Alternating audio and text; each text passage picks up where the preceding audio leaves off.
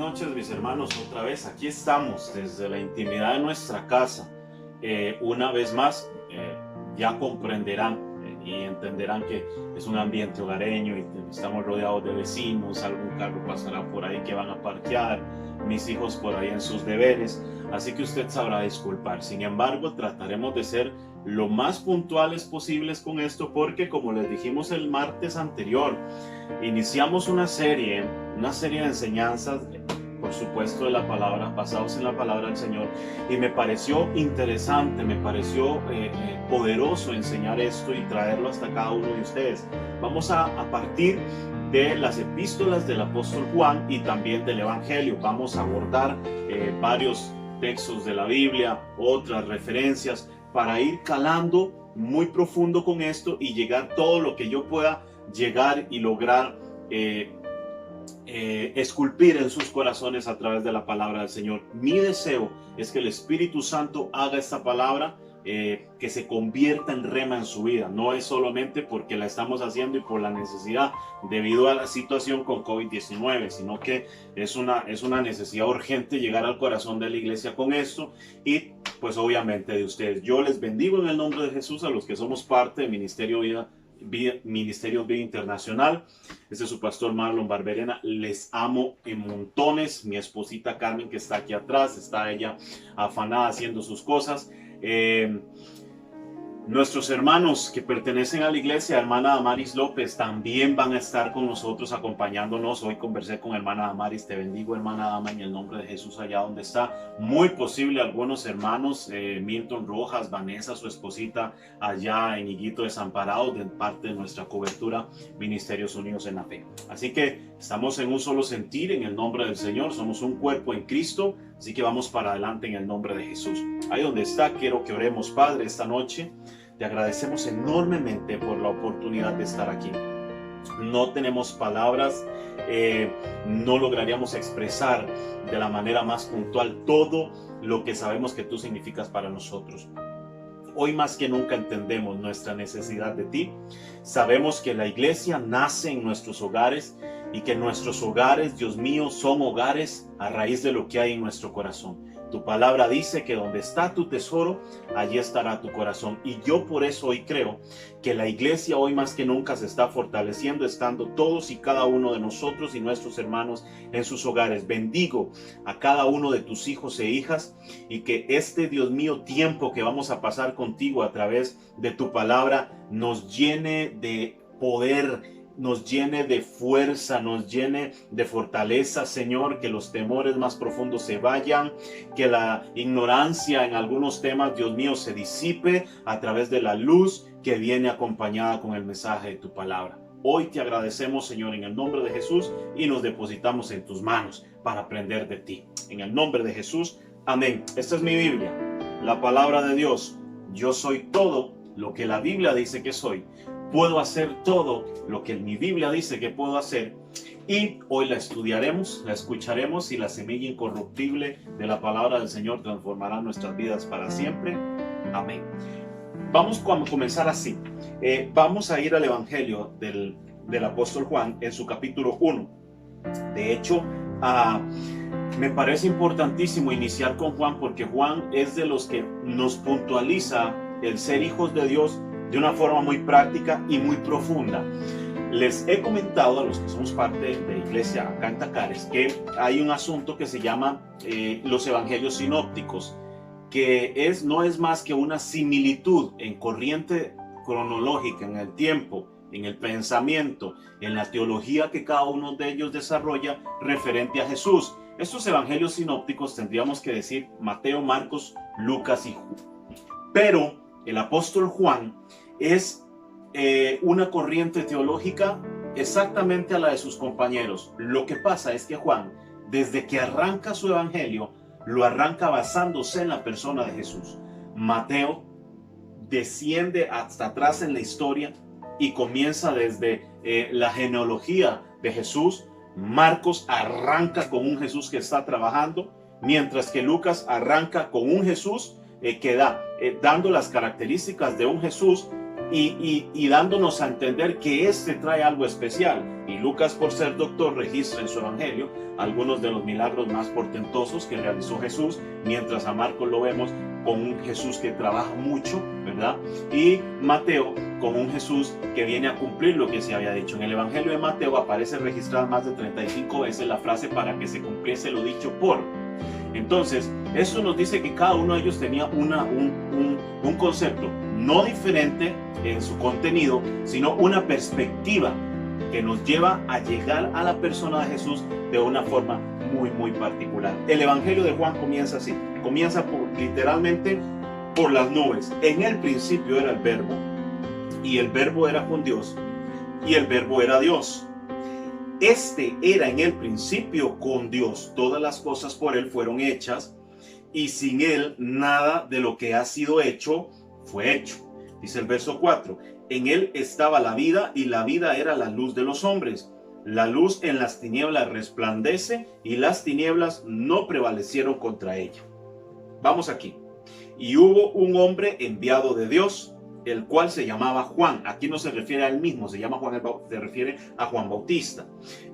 Dice, este vino por testimonio, para que se diese testimonio de la luz, a fin de que todos creyesen por él. No era él la luz, por supuesto, no era Juan el Bautista, no era él la luz, sino que para que diese testimonio de la luz, que vendría a ser la persona de Jesús. Pongan atención. Vamos por el verso 9. Aquella luz verdadera que alumbra a todo hombre venía a este mundo. En el mundo estaba, y el mundo por él fue hecho, pero el mundo no le conoció. Y aquí entra. A lo suyo vino, al pueblo de Israel, mas los suyos no le recibieron, hablando del pueblo de Israel. Ahora viene, mas a todos los que le recibieron, a los que creen en su nombre, les dio potestad de ser hechos hijos de Dios. Mis hermanos, aquí tenemos una cuestión que nos envuelve a todos como iglesia de Cristo. Número 1, tenemos a un Juan que nos dice que este verbo era desde el principio. ¿De acuerdo? Tanto como Génesis nos dice, en el principio creó Dios. Si en el principio creó Dios y Jesús, por su relación con el Padre, es uno solo, igual que el Espíritu Santo, entonces entendemos que en el principio creó Dios, significa que Jesús estaba en el principio. Juan entiende esto y lo quiere plasmar de esta manera. En el principio era el verbo era con Dios y el verbo era Dios. Tenemos una cuestión acá. Cuando Dios crea al hombre a su imagen y semejanza, todos conocemos esto, en Génesis, entra el pecado, y el pecado viene a destruir el diseño original con el que Dios creó al hombre. Les decía el día anterior que en el momento que Dios crea al hombre, dice que lo crea a su imagen y semejanza. Nosotros nos parecemos a Dios, pero no es ese parecer que a nuestro concepto nos dice, por lo que nosotros entendemos del hombre, que Dios piensa como un hombre, actúa como un hombre, se mueve como un hombre, razona como un hombre. Por supuesto que no. Él es muchísimo más que eso. Pero estoy seguro que cuando la Biblia dice que nosotros somos a la imagen de Dios, es porque hay cosas en el diseño de Dios que quiso implantar en nosotros y luego darnos forma a través de su Hijo Jesucristo. Dios ya sabía todo lo que iba a pasar con la historia de la humanidad y sin embargo así lo permitió. Ahora, cuando Dios crea esta maravilla llamada el ser humano, esta maravilla se echa a perder, estamos claros, y a partir de ahí comienza la verdadera pandemia. Estos temas que estamos viendo en la historia de la humanidad, y los que, si usted conocerá un poquito de cultura general, entenderá lo que sucedió con la Primera Guerra Mundial, con la Segunda Guerra Mundial, Hiroshima, Nagasaki, Vietnam, hablemos de Hitler, hablemos de Lenin, hablemos de Marx, todos este montón de personajes que marcaron la historia de la humanidad y que hicieron mal y que el mundo vino en declive desde aquel entonces, simplemente vino a ser el eco de algo que había pasado en el Edén. Todo lo que nosotros estamos viviendo a nivel de humanidad, que nos aleja, por supuesto, de Dios, es el eco de lo que sucedió en el Edén. Les dije también días atrás, cuando Adán y Eva conciben su primer hijo, Set. En este caso, recordemos que los tres hijos primeros del hombre como tal, después de esto fue Set, Can y Jafet. Fueron hechos y creados, pero ya esta creación fue a imagen del hombre mismo, pero el hombre aquí, no tal cual Dios lo hizo al principio, porque ya había una degeneración, una ruptura, se había estropeado el diseño y el plan original. Y durante tantos años desde aquella creación ha venido este verdadero virus, y esto en el corazón de la humanidad, que es lo que literalmente hizo que ese diseño se rompiera. Entonces, llega el punto en que entendemos que desde el principio Dios nos creó, lo que significa que todo lo que vemos, todo lo que palpamos, todo lo que conocemos es producto de Dios, es creación de Dios. Dios nos creó a todos, y podemos decir, todos somos creación de Dios, pero no todos somos hijos de Dios. En eso hay que estar muy claro. Y aquí se cae el argumento para mucha gente que pretende decir, es que todos somos hijos de Dios, porque aducen que como Dios es tanto amor y como Dios es tanta misericordia, entonces sí somos hijos suyos, porque Él es mucho amor y no nos va a enviar a la perdición. Y están en lo correcto. Dios no nos va a enviar a perdernos. Él nunca lo hace. Se pierde el hombre por su propio pecado. Entonces, aquí comenzamos a entender y a darle forma a este asunto. Para lograr ser hijos de Dios, necesitamos una intervención. Y les quiero explicar lo siguiente. Dice que a lo suyo vino y los suyos no le recibieron. ¿Qué significa esto? Ya estamos entendiendo entonces, como lo va diciendo Juan desde el principio, que en el principio era el verbo, que el verbo era con Dios y que el verbo era Dios, hablando de Jesús. Era desde el principio. Él nos deja claro cuál es la teología de Jesús. El hombre correcto, el Dios hecho carne, el único capaz, el único con la moral suficiente. En las epístolas del apóstol Juan, en la primera epístola, recordarán que cuando hicimos la introducción de esto el martes anterior, les dije que la epístola del apóstol Juan, cada una de ellas, iniciando por esta primera, es todo un discurso que va orientado hacia un pueblo específico, gente que tiene cierto conocimiento de la palabra, pero que necesitan agarrar ese conocimiento, ponerlo en práctica y establecer correctamente su relación con Dios, porque habían corrientes de pensamiento que querían venir a estropear la divinidad de Cristo, la deidad de Jesús.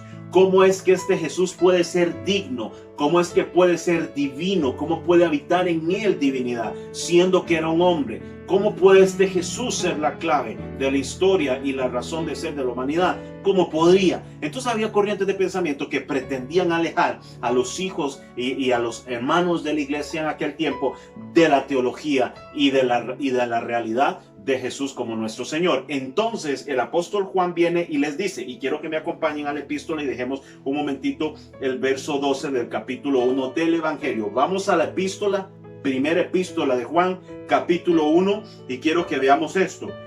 Este es el mensaje que hemos oído de él. ¿De quién? De Jesús. Dice, y os anunciamos, Dios es luz. ¿Estamos claros?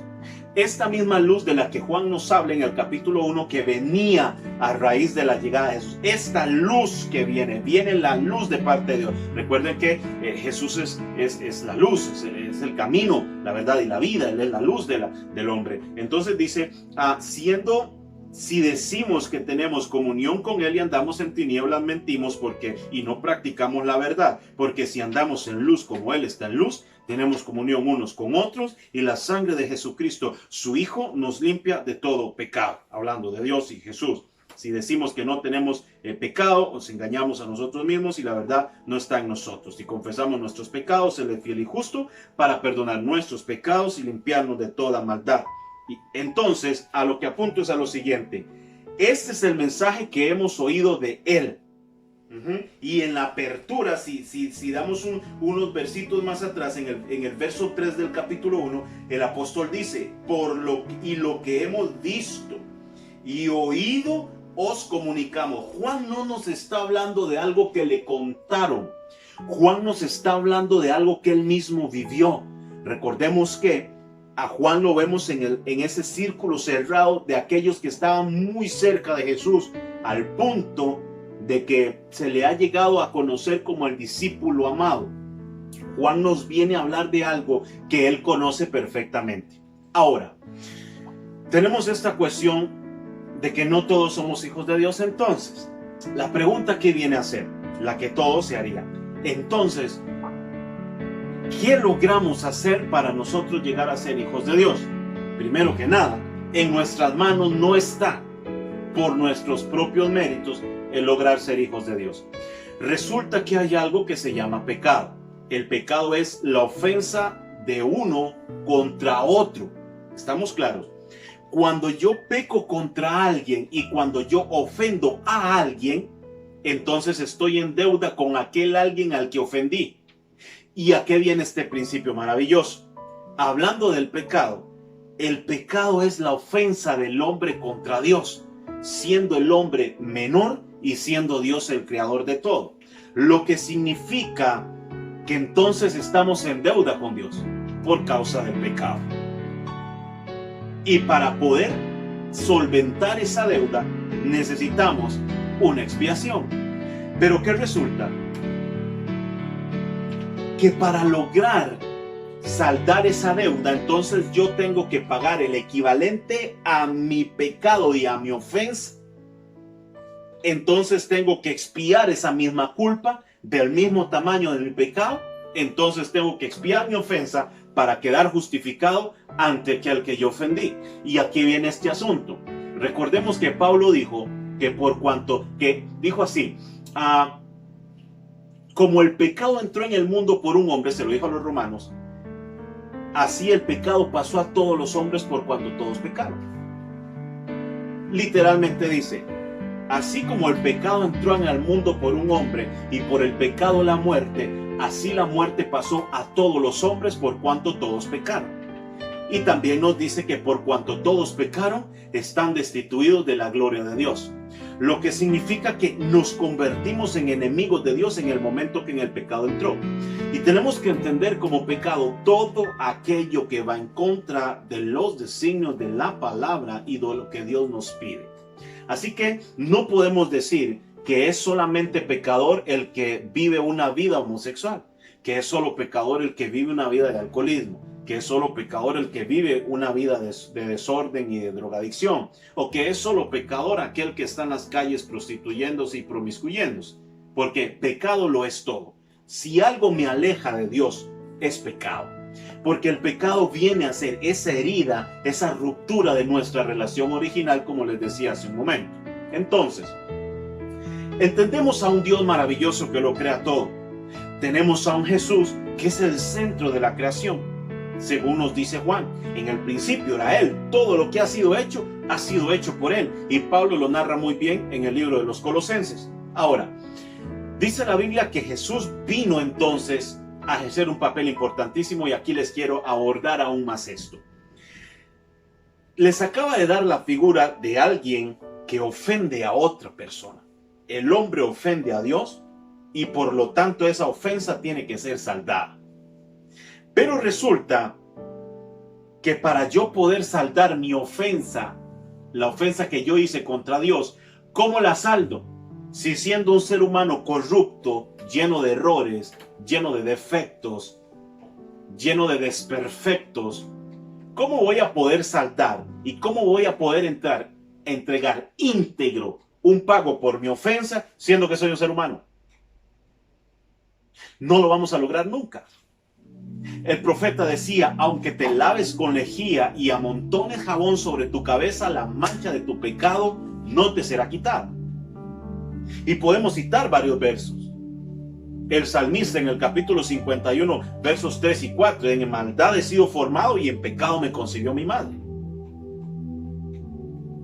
Jeremías decía, si no hubiese sido por la misericordia, ya hubiésemos sido consumidos, porque eso era lo que merecíamos. Isaías dice, venid luego, dice Jehová, y estemos a cuenta. Si tus pecados fueren como la grana, como la nieve serán emblanquecidos, y si fueren rojos como el carmesí, vendrán a ser como blanca lana. Pero para que este proceso de limpieza y depuración se logre, necesitamos de un elemento divino que nos pueda conectar con lo divino. Y ese elemento divino, por supuesto, no está en nosotros como seres humanos. Cuando Jesús llega a la tierra, se encuentra con un pueblo que no cree en él. Entonces ahí comienza aquella disertación de Jesús dejando un mensaje claro ante el pueblo de Israel, un mensaje que no quieren recibir, porque el pueblo de Israel espera a un Mesías en otras condiciones, espera a un Mesías de una forma totalmente diferente, que venga con un ejército libertador, que venga a liberarlos de esa esclavitud y de esa subyugación en la que estaban. Mientras que tenemos un Jesús que nace en un pesebre. Al ver ellos esto, lo desechan como su Mesías y Salvador. Por eso dice, a lo suyo vino, mas los suyos no le recibieron. Entonces ahora se abre para nosotros una posibilidad inclusiva, un evangelio que es inclusivo, una puerta que se abre para todos, de la cual no solo Juan nos está hablando ahora, tanto en el verso 12 que dice, mas a todos los que le recibieron y a los que creen en su nombre. Es importante recibirle y después de recibirle, creerle, para entonces pasar a ser un hijo de Dios. No es lo mismo simpatizar con Dios que creer y recibir a Dios. Estas son otras cosas. Entonces, ya mi esposa me levantó la mano, por ahí se nos están cumpliendo los primeros 25 minutos de esto, y como verán es un tema profundísimo y queremos llevarlo así de la mano para ir aprendiendo todos. Ahora bien, la única manera que el hombre tiene para poder saldar esta deuda es que haya un factor divino, pero que sea lo suficientemente humano también para comprender y equilibrar la deuda con nuestro ofensor.